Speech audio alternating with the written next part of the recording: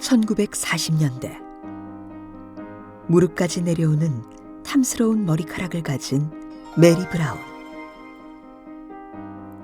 그녀는 자신의 봄을 이루인 머리카락이 상할까 염색이나 파마도 하지 않고 애지중지 길렀는데 Who has such nice hair? 그러던 어느 날 오랜 시간 길러온 소중한 머리카락을 미련 없이 잘라버리는 그녀.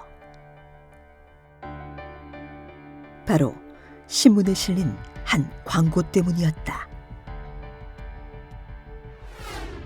미 육군 항공대에서 기상관 측에 사용할 머리카락이 필요하다는 광고. 56cm 이상의 염색이나 파마를 하지 않은 건강한 머리카락이라는 까다로운 조건에 모두 부합한 그녀는 나라에 도움이 될 수 있다는 생각으로 기꺼이 머리카락을 잘라 육군 항공대에 보냈는데 I can do this much if it helps the country. Reached the German border. 그러나 The P-47s turned for home. 사실은 기상 관측이 아니라 폭격 조준기에 부착되는 십자선에 사용된 머리카락.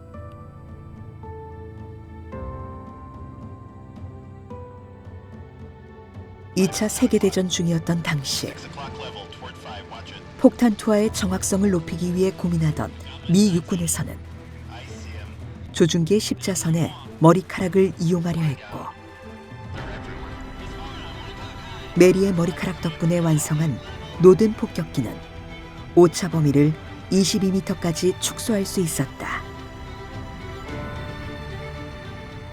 덕분에 미 육군은 2차 세계대전에 큰 승리를 거둘 수 있었던 것이다. 전쟁을 승리로 이끈 그녀의 머리카락은 역사의 한 페이지에 남아있다.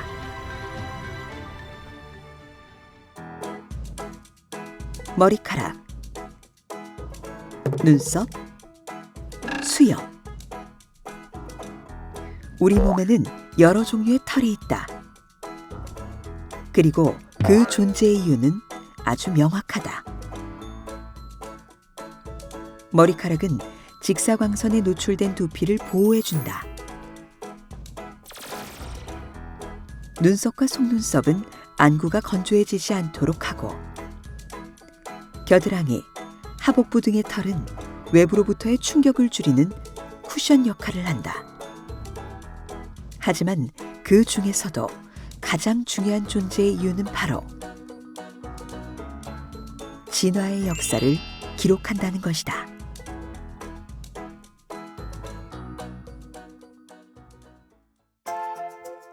온몸이 털로 뒤덮인 초기 인류 오스트랄로피테쿠스. 채식을 하던 그들은 점차 부족해지는 식량으로 인해 어쩔 수 없이 동물 사냥에 나서게 되었다.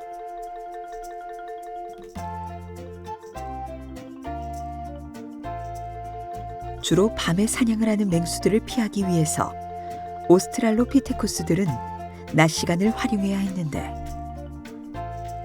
그들의 몸을 뒤덮은 털은 햇빛이 강한 낮에 활동하기에 적합하지 않았다. 한낮의 더위에 지치지 않기 위해 그들의 털은 점차 얇아져 솜털로 변화했다. 피부로부터 자외선을 막아주는 보호막인 털이 얇아지자 피부를 보호하기 위해 멜라닌 색소가 만들어졌고 피부색이 진해졌다. 털의 변화로 사냥에 적합한 신체를 갖게 된 인류는 육식을 통해 영양분을 공급받아 뇌가 발달하게 되었고 발달한 뇌로 더욱 효율적인 사냥이 가능해지며 문명 사회 또한 발전하게 된 것이다. 포유동물은 거의 대부분 털이 있어요. 하지만 유일하게 털이 없는 것처럼 보이는 종이 딱 한 가지가 있습니다. 그게 인간이잖아요. 인간은 굉장히 무척 드문 존재예요. 진화했을 때 털이 생겼던 것은 아마도 보호 기능에다가 보온 기능이 있었을 거라고 생각한다는 거예요. 뒷받침하는 그 하나의 단서는 포유류가 야행성으로 시작했다는 거죠. 그러니까 아무리 아프리카 더운 쪽이라도 밤에는 좀 추웠을 거고요. 활동하기에 좋은 조건이 털이었을 거라는 거죠. 털이 그렇게 생겨났다고 하면 털이 없어지기 시작하는 게 사실은 노출된 태양빛에서 털을 없앰과 동시에 땀샘을 구비해서 물의 증산은 결국은 물이 기체가 되면서 주변에 있는 공기를 차갑게 해준다는 거거든요. 일종의 냉장고 개념이에요. 털을 벗고 피부 안에 냉장고를 구비를 하게 된 거죠. 이게 가장 큰 이점은 뭐냐면 지구력이 오래 걸을 수 있고 오래 뛸 수 있다는 거죠. 일이 가능한 이유는 털이 없고 땀샘이 있었던 바로 그 두 가지 이유 때문이라고 우리가 생각을 하고 있습니다.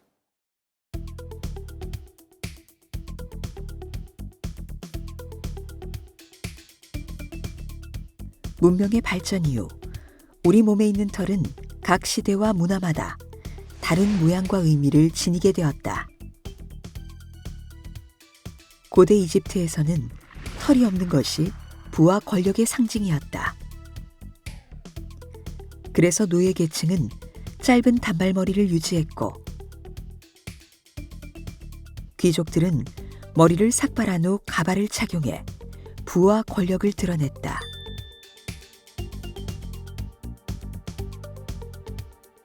왕은 털을 관리해주는 전속 이발사가 있어 남성성의 상징인 턱수염을 제외한 모든 털을 제모했다.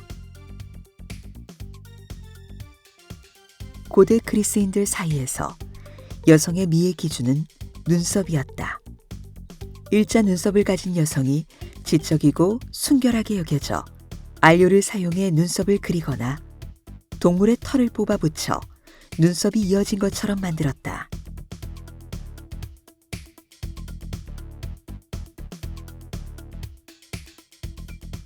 르네상스 시대의 여자의 털은 정숙과 순결함을 나타냈다. 여성들은 순결함을 강조하기 위해 당시 성적 상징이었던 속눈썹을 모두 뽑았다. 또 아름다움의 지표였던 아치형 이마를 위해 헤어라인을 뽑거나 면도를 하기도 했다.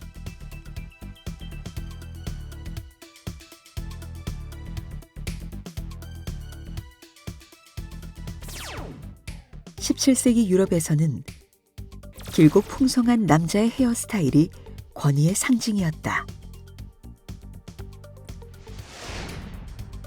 루이 13세가 쓰기 시작한 가발 문화를 패션왕이라 불리던 루이 14세가 프랑스 전역으로 퍼뜨렸고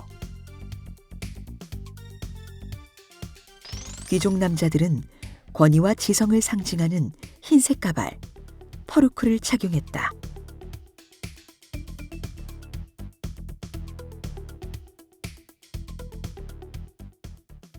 인류의 입장에서 머리카락은 농경 이후로 사람들이 모여 살게 되면서 머리카락에 대한 의미가 조금씩 달라지기 시작하지 않았느냐.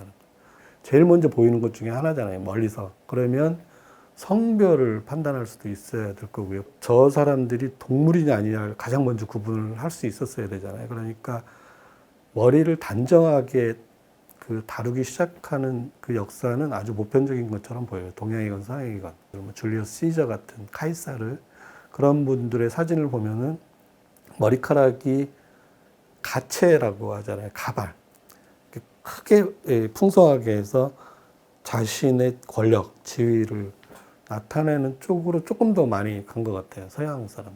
우리 한국 사람들은 이 머리 깎는 걸 무서워했잖아요. 그러니까 단발령 이전까지만 해도 머리를 손대면 안 된다라는 거였죠. 그렇지만 어쨌든 머리는 손을 댔고 성별, 나이, 그 다음에 결혼을 했느냐 안 했느냐, 그 다음에 관직에 있느냐 아니냐 이런 것까지도 다 나타낼 수 있게 되었다는 거죠.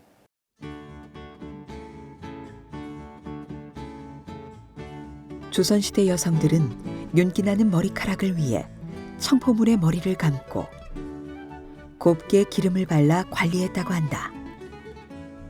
또 풍성하게 보이기 위해 비싸고 무거운 가채를 착용하는 것도 마다하지 않았다. 성인 남자들은 일반적으로 상투를 틀었는데 멋진 상투를 위해서 머리숱이 적은 사람은 다른 사람의 머리카락을 이용하는가 하면 머리숱이 너무 많은 사람은 정수리 부분의 머리카락 숱을 치는 백호치기를 하기도 했다. 또 인재등용의 조건에 신원서판이라 해서 신수, 즉 수염이 좌우하는 인상과 풍채가 포함되어 있었다. 수천 년 동안 문화와 인격, 품격을 드러내는 장치였던 털을 본격적으로 관리하게 된 것은 바로 19세기 말. 미국의 킹 캠프 질렛은 이발사가 빗을 대고 머리카락만 잘라내는 모습에서 착안해 안전 면도기를 발명해 판매하기 시작했고, 또 여성의 의복 변화에 맞게 여성용 면도기도 만들어냈다.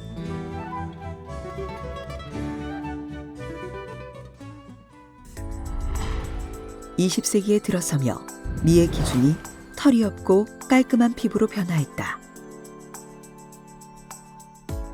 제모와 왁싱이 유행하기 시작하며 현대사회에서 털 관리는 자기 관리의 하나로 자리 잡은 것이다. 현대 남성 10명 중 7명이 수염을 제모하기 위해 병원을 찾고 그 수가 연평균 20에서 30%씩 늘고 있으며 눈썹 정리 서비스를 받을 수 있는 브로우바 이용 고객 중 30에서 40%는 남성이라고 한다.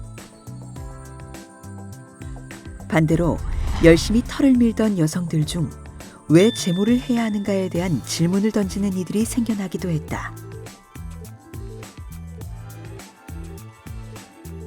겨드랑이 털과 다리털 등을 대하는 여성들의 태도와 인식이 변화하고 있는 것이다.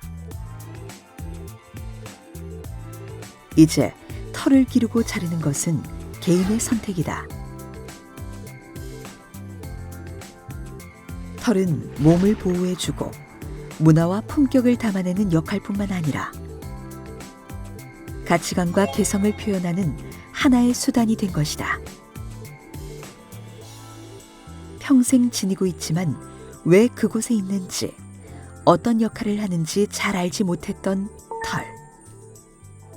그럼에도 털은 늘 그 자리에서 우리와 함께하며 우리의 변화를 기록해 줄 것이다.